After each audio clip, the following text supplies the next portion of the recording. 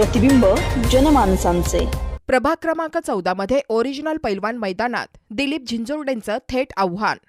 अहिल्यानगर महानगरपालिका निवडणुकीच्या पार्श्वभूमीवर प्रभाग क्रमांक 14 मध्ये राजकीय वातावरण चांगलेच तापले असून पैलवान दिलीप झिंजुर्डे पाटील यांनी थेट निवडणुकीच्या रिंगणात उतरून प्रतिस्पर्ध्यांना तगडे आव्हान दिले आहे।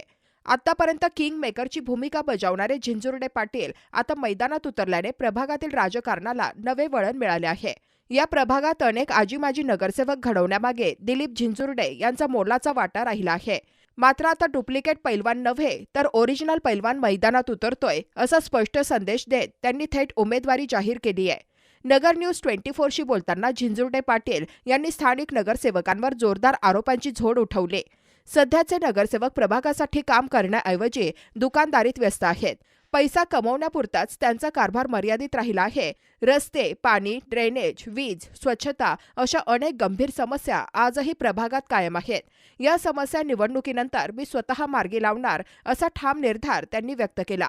झिंजुर्डे यांच्या थेट मैदानात उतरल्यामुळे प्रभाग क्रमांक 14 मधील राजकीय समीकरणे पूर्णपणे बदलली असून मतदारांमध्येही मोठी उत्सुकता निर्माण झाली आहे।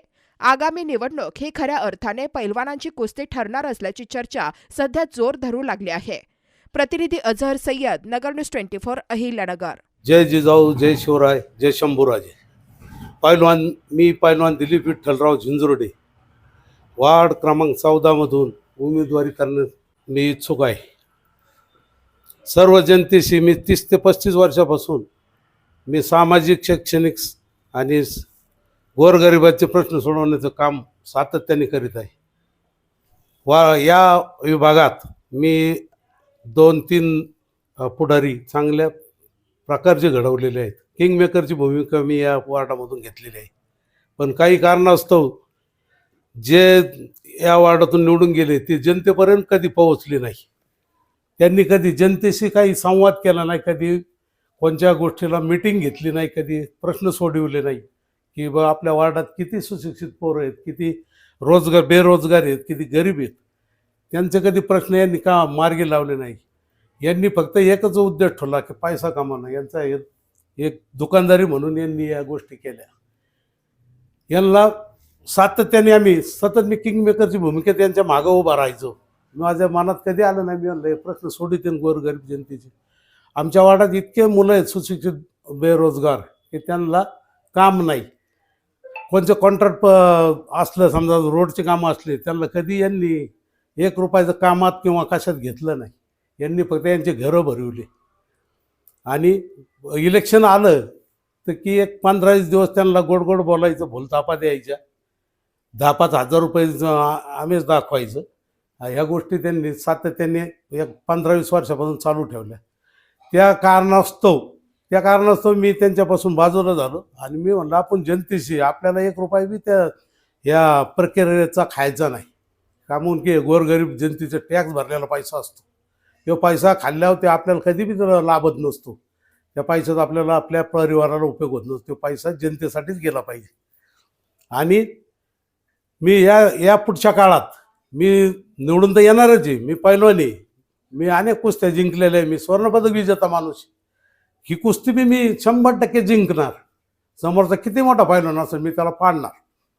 आणि पुढचं कार्य गोरगरीब जनतेसाठी, त्यांना कोणची अडचण असली, काही असले, लग्न कार्य असले, कोणाला 10 रुपये कमी पडले, काही प्रश्न असले, त्यांच्या मग मी मार्गी लावण्याचं काम सातत्याने करीन। आणि नगरसेवक हा काय असा काही मंत्री नसतो। नगरसेवक हा लोकांचा एक सेवक असतो। याला ड्रेनेज नाही, नाल्या नाही, स्ट्रीट लाईट नाही, घरपट्टी समजा एखाद्याला नसली तर आपला हातभार लावायचा। म्हणजे गोरगरिबाचा दवाखाना आहे, कोणाला दवाखान्याला अडचण आली, लग्नात कुठं अडचण आली, कोणाला त्यांना पैसे नसले तर थोडा हातभार लावला पाहिजे नगरसेवकांनी। हा पैसा गोरगरीब जनते, मायबाप जनतेसाठीच वापरायला पाहिजे। नगरसेवक असा काय फकीर नगरसेवक नसतं चालत। नगरसेवक एक माणसातला असला पाहिजे। तो नगरसेवकांनी एक मताचा विचार केला पाहिजे आणि जनतेला त्याचा मोबदला मिळालाच पाहिजे। असा नगरसेवक तात्या हा, मी कोणचं पद बी नाही माझ्याजवळ, तरी मला लोक म्हणते तुम्ही उभा राहता, त्या एकदा तुम्हाला निवडून देऊ। 2018 मध्ये भाजपच्या तिकिटावर उमेदवारी केली। त्या टायमाला मायबाप जनतेने मला भरघोस मतदान केलं। आता पण मी आमदार विक्रम पाचपुते यांनी मुलाखत घेतली आणि त्यांनी मला आश्वासन दिलं की तुम्हाला तात्या आम्ही भाजपचं तिकीट देणार आहे, तुम्ही तयारीला लागा. जरी मला समजा तिकीट काहीच कारणास्तव मिळालं नाही तरी मी उमेदवारी गोरगरीब जनतेसाठी करणारच. एवढं बोलतो. धन्यवाद. नवीन बातम्या आणि ताज्या घडामोडींसाठी आजच आपल्या चॅनलला सबस्क्राईब करा